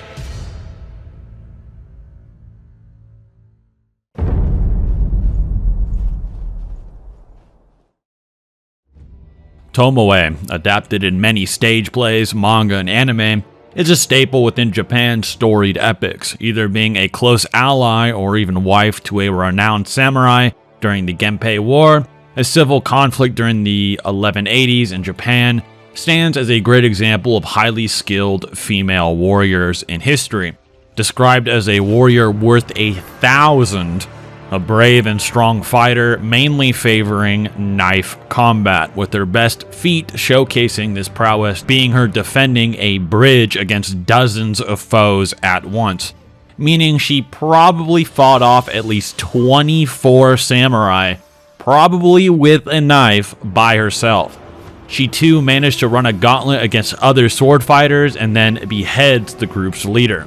This is especially insane to imagine given the nature of men versus women and even modern sports, or especially a combat scenario like even MMA, with plenty of examples of middling male athletes usually outshining some of the best performers of the opposite gender. If this entry seems brief, that's for a good reason. Tomoe only historically appears in one historical epic, or the Tale of Heike, a collection of records compiled over 100 years after the Genpei War she allegedly took a part of. This lack of potential historical presence cast Tomoe too far into question to consider her a legitimate contender. While it may be too far to call her an outright mythical figure, the fact that she's only spoken of in a single source, typically written to hype up the events therein, makes her probably at least more romanticized than the rest of the entries here. However, at face value, she certainly would be up there if we ignore that. The image of a likely relatively small combatant defeating 24, probably 36 or higher soldier tier samurai and being worth 1,000 men in terms of her clout by just being in a general unit does make for a powerful story and image, and sort of gives her the credence of being the strongest female warrior of all time. Next would be Lubu. However, he is one of probably the most overhyped and likely near fictitious warriors in all of history. Per the facts spoken of in the original sources describing the ancient Chinese fighter, he only ever participated in one legitimate duel that we can confirm. However, his legend was affirmed even then, as his sparse record was apparently due to his overwhelming intimidation factor, making no one wanting to even fight him. He was described as a very strong person, some saying he's as strong as a tiger, a master archer who rode atop a legendarily mighty steed. But beyond that, his interpretation in famous plays and video games such as Dynasty Warriors and so on have only succeeded in bolstering these relatively middling accomplishments into feats of wiping out entire armies or wielding magically empowered spears. As for any kind of real definitive assessment, it's safest to place this dude in the myth category. All that is said about him, such as the record of the Three Kingdoms, is that he had the strength of a tiger, probably not literally, and that he probably lost to Cao Cao's forces and was eventually executed. Once again, not to say he wasn't real, but to say that he is highly romanticized. Next, we get into a bit of a more interesting mythological figure, which is the unnamed gladiator from around Flamma's era, which puts him to shame, with him having a grave that bears the marks of 150 wins within the Roman Colosseum. This far dwarfs the records of even legendary renowned gladiators. To remind you all, Flamma won 21 times, Publius Ostorius 51 times, and those were deemed incredible examples of gladiatorial combatants. So some unknown monster managed to outdo these legends, which many of you have probably heard of, by nearly 3 times over, or over 2 times more than both of them put together. Winning in the arena 150 times is utterly insane. These battles would feature mismatches, fights against multiple people, massive beasts, chariots, and so much more. And this guy probably saw it all, and multiple times, yet survived everything. If he really did win 150 times, he probably became a legend and then made the royalty so angry with one of his decisions or choices, he was then struck down from the history books for good, which is actually more common than you might believe. If he really did do this, he may very well be in discussion for the top fighter of all time, not only just in terms of the amount of skilled opponents he would have to face, but the variety as well. The feat he actually accomplished, gauntleting and winning 150 of the most chaotic and unfavorable circumstances ever seen almost in history, is something that honestly would be impressive in a video game, or from a video game character, let alone a real human being. For this video, I think a basic assumption was not to include figures described in more religious type texts, for obvious reasons. However, Samson from the Bible is a bit different than your average religious figure for a few reasons. The Old Testament of the Bible is filled with many stories. However, many of them are real events based on the perspective of Israel, most particularly the battles against other nations after Joshua, the successor of Moses, who led the Exodus, was tasked with moving his people to the Holy Land where many of the greatest warriors in history would then go to make their names for themselves as sort of like the genesis to this land where all of these kings and people are fighting for. In particular, in the battle of the Israelites against the Moabites, which is found in 2 Kings 3, in which it is described a large loss that Israel takes. This battle or series of battles seems to actually be real. And while you may disagree on the divine implications, the Moabites have a tablet called the Mesha Stela, written around 840 BC, that also accounts this same battle with less detail and then verifies it.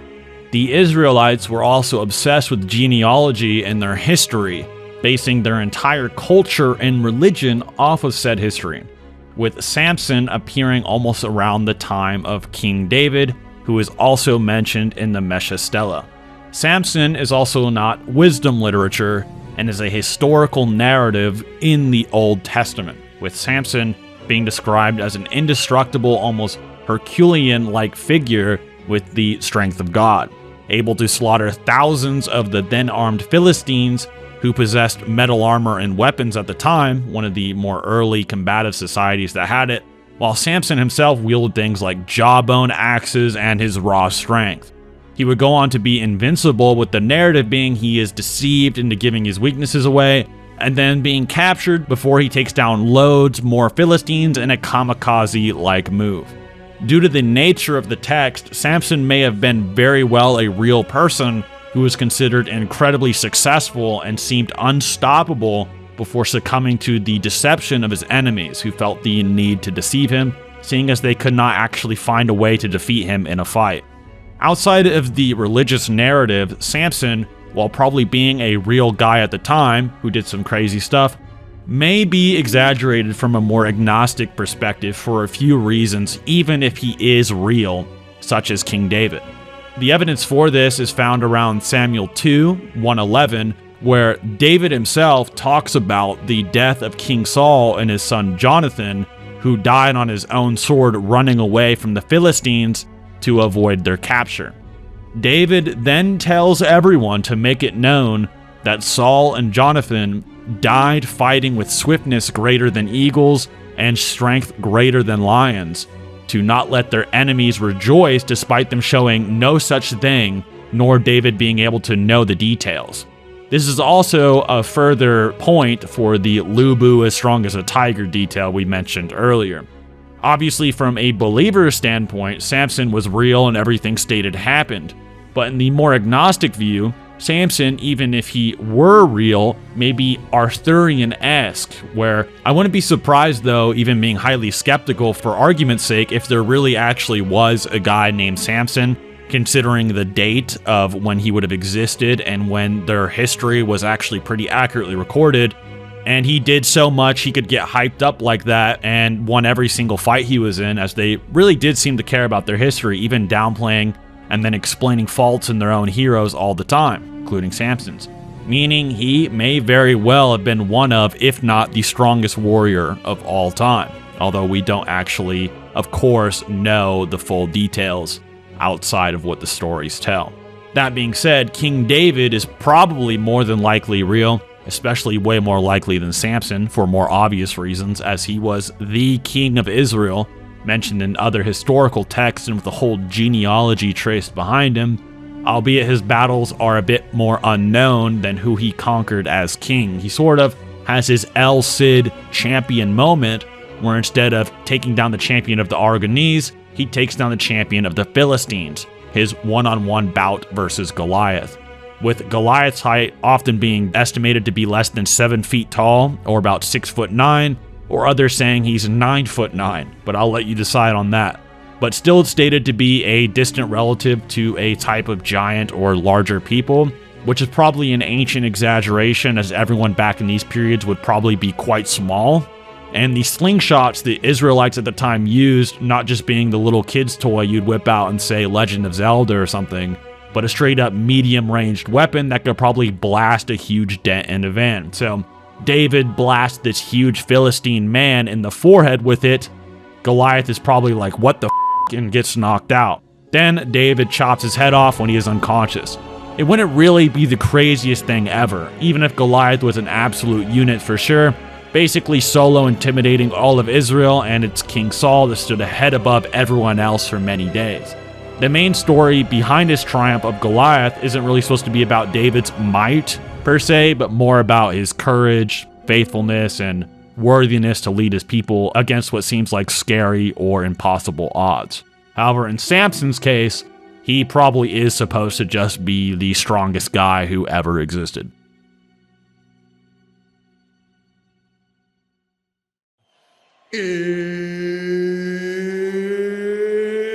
It's time!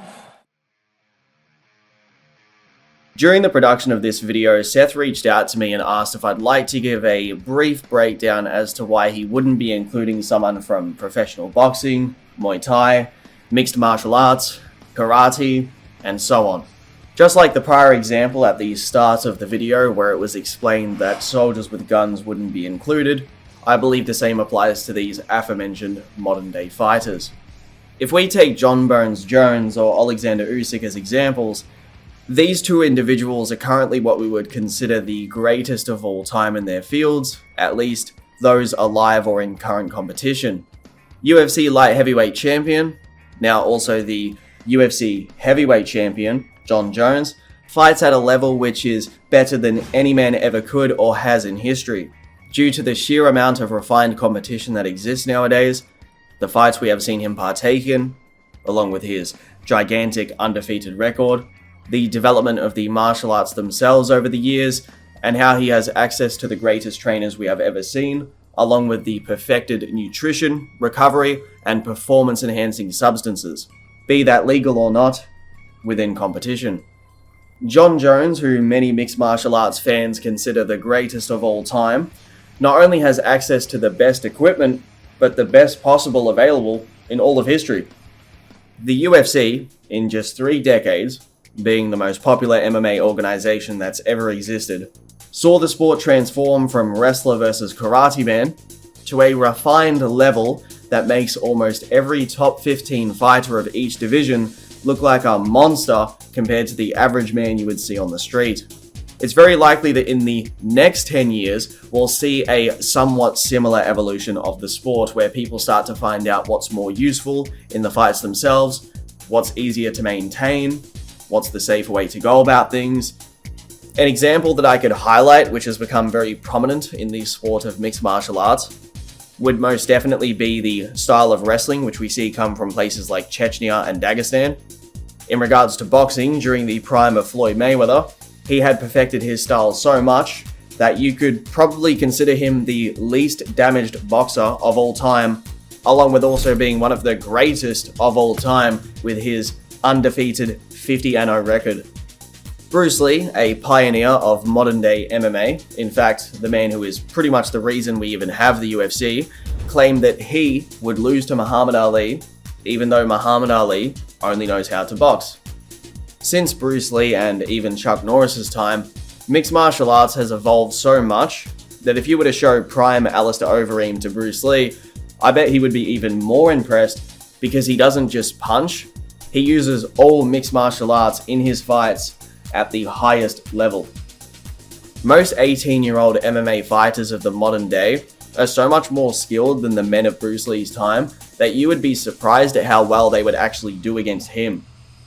Added to that point, Bruce Lee conceded to the idea of fighting Muhammad Ali, claiming that he would actually lose to him and he was too big for him. And I want to specify again, Muhammad Ali's specialty was nothing but being able to punch extremely well and is regarded as one of the greatest, if not the greatest boxer of all time. So if you were to put someone like Stipe Miocic, Cain Velasquez, Daniel Cormier, Fedor, etc., any of these guys, if they were to face Bruce Lee, not only would they have the advantage of being larger, but they would also, going by what Bruce Lee said, have not just an advantage over Bruce Lee with size, but also a major advantage over Muhammad Ali because he wouldn't know how to defend jiu-jitsu transitions, the wrestling, the leg kicks. That's how much the sport has evolved since Bruce Lee's time, and to this day, many out there still consider Bruce Lee to be the godfather of all of mixed martial arts. In the case of Alexander Usyk, the same applies in regards to his ability to box or just punch. There is no man in history who predates the two fields of boxing and mixed martial arts who could step into either ring or octagon and compete with these two. Their comprehension of distance management, ability to kick, use submissions, their wrestling is just far too good, advanced, and developed for the highest level of competition. The things that George St. Pierre or Khabib Nurmagomedov could do to many men of the past would actually shock you. As an example, Paddy Pimblett, who most would consider a rather mid-tier, untested 155-pound fighter in the UFC, his ability and stamina was so good that he out-wrestled 10 Marines in a row. And if you think some of the crazier, larger men have a chance against someone like Paddy, who, on the surface, doesn't really look that intimidating, Demetrius Johnson was able to choke out a fighter whose only expertise is Muay Thai, but he's one of the greatest that's ever done that. Rodtang. A man who, in terms of just strict hand-to-hand combat, is far more experienced than anyone mentioned in this video. Sure, there are examples where it's clear that these fighters can't win solely just on skill alone, but if you swap out, say, Conor McGregor against the Mountain with Francis Ngannou, or basically any rostered heavyweight from Bellator, 1FC, the UFC, or boxing, they would smoke him. You could probably also lessen things a bit when it comes to the weight and talk about how dangerous the skill is by, let's say, putting in Kamaru Usman or Khamzat Chimaev in there. And if they really wanted to, they could kill him. To give you one more wild example, there's actually a fight where a mixed martial arts practitioner of only 5'3" beat and submit a 6'8" man. I understand that not in every case this would be the outcome, but when it comes to pure skill versus someone that's not trained in these arts, you see what I'm saying. So in a sense, we're currently witnessing the greatest fighters in history that have actually existed thus far, and they would absolutely dominate any man on this list, except for the borderline mythological individuals. You gotta remember that, circling back to Bruce Lee, there are reports from when he was younger that he was able to kick cloth bags in half and kill people with 1-inch punches if he wanted to. However, that's only if you take those reports to be true, as many would regard them as merely rumor.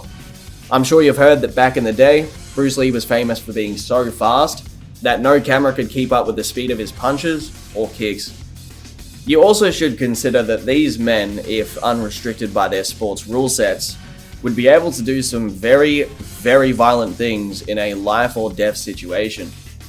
There was once a story told by Darren Till where he took on around 5 or so men by himself in a nightclub, and it got to the stage where he was doing so well defending himself from these guys that one of them actually stabbed him from behind to stop him. And Chael Sonnen, along with Jorge Masvidal, have individual stories told about them where they took on a similar number of individuals by themselves and won. Prime Mike Tyson was famous for having to continuously pay fighters large sums of money just to spar with him in training, because he would knock them out by accident so consistently that it became an issue. However, even with all of these crazy things that I've listed in regards to modern day fighters, in regards to mixed martial arts, if you place the fighters I talked about into these combat situations, but you give them weapons just like the historical figures, they would be outclassed and killed very quickly. Not only that, but these warriors listed before were capable of defeating double-digit opposition while fighting alone. Something which is not only far too hard with just hand-to-hand combat, but Justin Gaethje stated that if one man can beat you, two can you. I believe a big point to harp on is that when it comes to commanders and leaders and people who call the shots, the reason that they're distinguished in this video from the guys that are on the actual battlefield fighting head-on is because they're two forms of combat. One leads, whereas the other mysterious soldiers are actually down there fighting 1v1, 1v5, 1v10, and so on. Whereas what I'm speaking about when it comes to the mixed martial artists, sure, when it comes to one-on-one combat or 1v5 as a hypothetical, these guys are the best that exist without weapons. But let me end it off with this.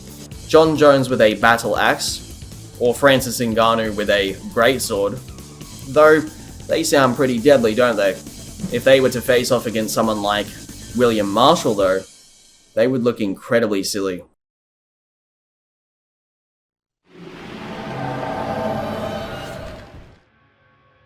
So, with history's most skilled warriors detailed, who throughout the annals of time truly was the greatest of them all? As it's probably evident to see by now, in researching many of these figures, one would be consistently frustrated by the lack of concrete evidence of their feats or specific details therein. Meaning we either know little of them, or they simply fall short when compared to warriors, which have more information about them to better help this conclusion. As is the case with most things in recorded history, honestly, just before the modern era in general.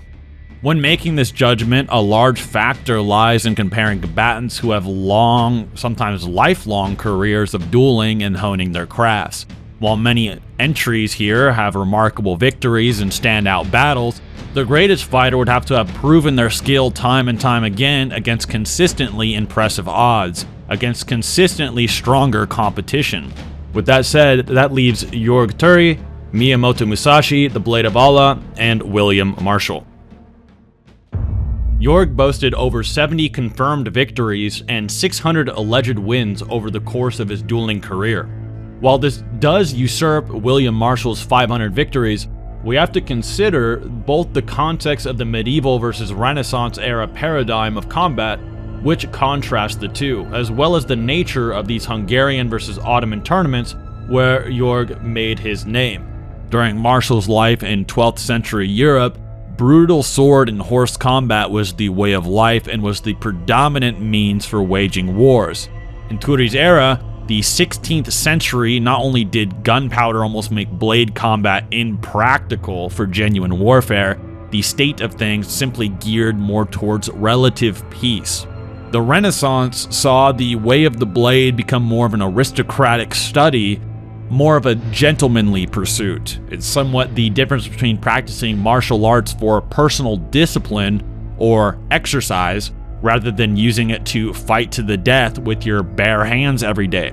While Jorg was by no means a pushover and was likely far from a weak-willed gentleman, this distinction is worth making when attempting to definitively pick a number one warrior.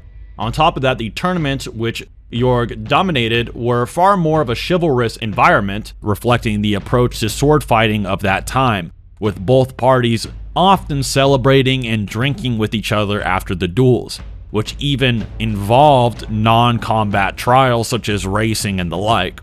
By comparison, the tournaments Marshall pretty much dominated were so violent and brutal that the church itself condemned them, claiming you would be sent to literal hellfire, and they were known to lead to actual conflicts between parties and states.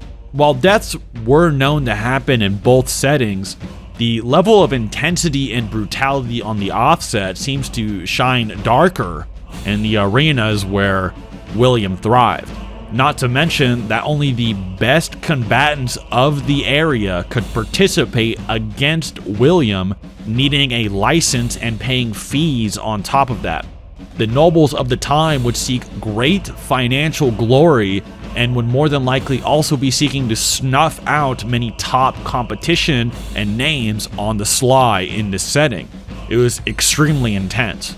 We also have a far greater record of the foes which Marshall defeated, as well as his young age, wherein he performed many of his best feats. Compared to Marshall's era, the Renaissance dueling scene was really kind of ruled by dorks. Jorg was an incredible fighter that sort of strived above this softer scholarly sword study and was actually a genuine knight, not trying to just sell a book or sell his skills for teaching or studying under someone who just wanted to sell a book. He just was really that guy at the time, which is probably why he dominated 70 through 600 of these nerds and was never defeated. He was the real deal. Many of these gentlemanly sword fighters of the Renaissance would learn from masters of defense via bookworks, sparring, dueling, and not necessarily from life and death combat a lot of the time. Allegedly, he also wouldn't just only duel the sword dorks, he was thrown into massive and serious tournaments that would result in death as well. On top of being on a literal hit list of his greatest enemies, there are rumors he was in the Holy Roman Emperor Maximilian's Knight Tournament and coronation, and that he performed so well he and one other were considered the greatest knights in all of Europe in his army, period. Sort of answering the question earlier akin to who was the actual strongest guy in Alexander's whole army. Jorg might have a claim to fame there, but it is somewhat hard to confirm. In general, all information on Jorg is hard to confirm, more than others, due to not being able to really look up much information on him in English. In the end, the only issue is that Marshall had tougher competition and way more confirmable details, even though Jorg was actually and arguably one of the most powerful knights and duelists in his time, if not competing of all time. Moving on to Miyamoto Musashi, most likely the greatest samurai ever, it would appear equally fair to say that he may not be the best warrior of all time. He defeated 70 men during his prime, many of which being master swordsmen who started their own entire schools of thought and literal sword fighting academies. This number is of course far dwarfed by even Jorg Turi, even though it's debatable if Musashi would have the edge here since we know each of his samurai duels were to the death. History doesn't speak of Miyamoto partying with any of his foes after a bout for the most part. The master swordsman that Musashi fought should also in theory probably be massively inferior on average to a typical master of defense during the Renaissance, with everyone studying the blade to the utmost in their philosophical needs and benefits and making a scholarly approach to fighting, but on a far more competitive and larger scale. The masters like Fiore, who wrote Flower of Battle, not to say he's above Musashi per se, would have to, say, master every weapon of their time period and be conventionally unbeatable or untouchable on the battlefield, not just kinda good with one weapon. They really had to make a massive name for themselves in a very saturated, noble market. Albeit Musashi's duels, like Marshall's, were usually to the death and far more serious, making the combatants a bit more imposing and impressive. Musashi was incredibly clever and swift as well, playing mind games with his enemies in ways not really seen in most other historical fighters, using the sun or his lackadaisical attitude to unbalance his opponents, only to then blitz multiple master samurai level attacks if certain play-by-plays of his fights are to be trusted at face value. He trained his whole life, experienced warfare, and fought to better himself for decades before becoming a scholar of combat himself, and he is certainly a top 5 warrior of all the ages. Yet it's still possible that the Blade of Allah could potentially snap Musashi's katana in half, given his insane strength depending on how you view spadas to katanas, breaking up to 9 blades in a single fight. Not to mention that the samurai wouldn't have a great chance of victory against his well-fortified combatants, with most agreeing that his kit would fare poorly against the armor boasted by the likes of William Marshall or the Blade of Allah. So putting Musashi in a 1v1 against many other warriors and allowing him the tools which he took advantage of leaves little room for a real W on his part. Musashi may fare a lot better maybe in a more controlled, unarmored duel, or a duel without full access to all equipment, as knights at that time were basically wearing Fallout power armor, which many would consider probably an unfair advantage. But I think that's just the idea. If you threw Marshall or Jorg on a battlefield, even if you gave Musashi his own set of armor, which may actually hinder his style if anything, they would just do far better. So while a one-on-one unarmored duel may be contentious, albeit Jorg has similar feats with perhaps less descriptors of finesse, Marshall and Jorg have the wartime feats over him entirely. And I would say that is significant for saying who is the greatest warrior of all time. Remember that Musashi's biggest L was during the Battle of Sekigahara, which he didn't actually accrue much fame or renown during wartime, more so in one-on-one duels. Meanwhile, Marshall and Turi dominated the battlefield in more so warlike tournaments compared to Musashi. He also doesn't really have feats of defending or requiring tens to hundreds of warriors to fight or kill him, whereas Marshall, at around 20 years old, saved the queen from 60 attackers, and 600 Turks had to pull up to take out Jörg. That only leaves who we believe to be the true best warrior of all time, the greatest knight of all time, William Marshall. Being born into one of the harshest, war-torn ages of religious divide in history, receiving some of the best training that era could provide, he slaughtered scores of enemies before reaching the age of 20. So casually he didn't realize the significance of what he did and didn't even know how to take advantage of it after the fact. He almost immediately lorded over brutal tournaments, so violent and hellish that they were all but abolished by the church hundreds of times over. The elite of the elite sword fighters and horseback riders fell to the swings of his sword, all while he likely avoided senseless killing.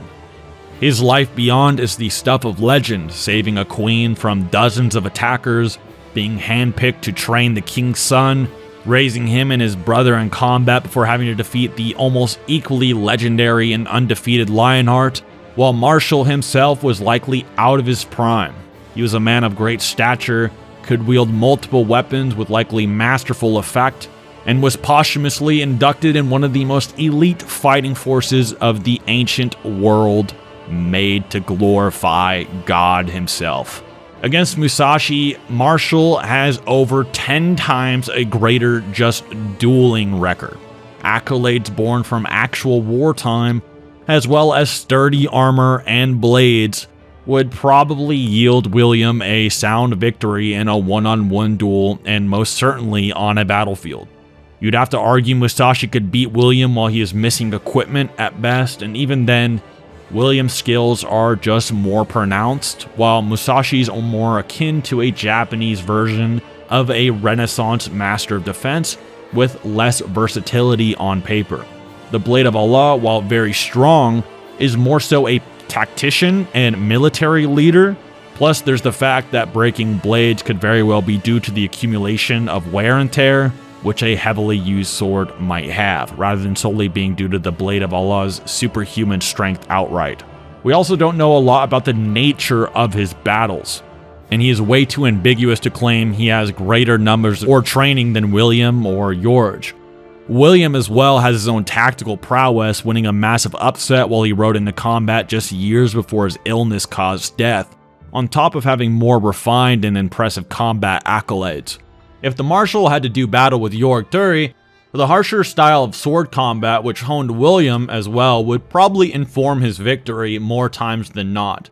Unfortunately as well, Jörg appears to be pseudo-Arthurian in the sense that he is perhaps gassed up almost akin to a Hungarian King Arthur, or as they literally call him, Hungarian El Cid, which is pretty fitting considering the nature of El Cid's reputation, maybe being that he was a formidable guy that everyone, peasants and noble alike, really enjoyed, so they love to hype him up as their beloved champion.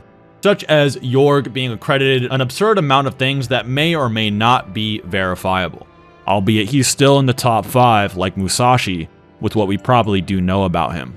That being said, William Marshall is probably the number 1, with Samson being the number 1 mythological from what we can tell. And other than that, I'm curious what you guys think. Of course, there are a lot of people that we obviously would miss in all of history, but those are generally the more popular picks that you would see or kind of could skim through or could do a decent amount of research on. Most others are romanticized or poetry or so on and so forth. So it is a very, very difficult subject, comparing a Renaissance master of defense to a samurai, or how would a knight fare against a samurai if he wasn't wearing armor. It is quite difficult to really actually quantify that. So I feel as though Marshall's just insane numbers and the amount of intense super training that they would be doing during these crusades probably makes him the GOAT. Anyways, guys, thank you for watching. Thank you for Crisis for helping a lot with the script. Me and him went crazy on this. He helped a lot with helping to create the foundation of the script and then I would go through it and I'd be like, no, we need more details here and here. And we'd just call for hours and hours and hours, you know, arguing about who we thought should probably be higher or lower, or who should be considered real or not. It was very fun to make, so I hope you guys did enjoy it. And please do leave a like, maybe share the video if you did enjoy it or you thought something was interesting. Sorry again if I did butcher a lot of names. I'm obviously just an English speaker, so I did try my best. But other than that, have a great rest of your day.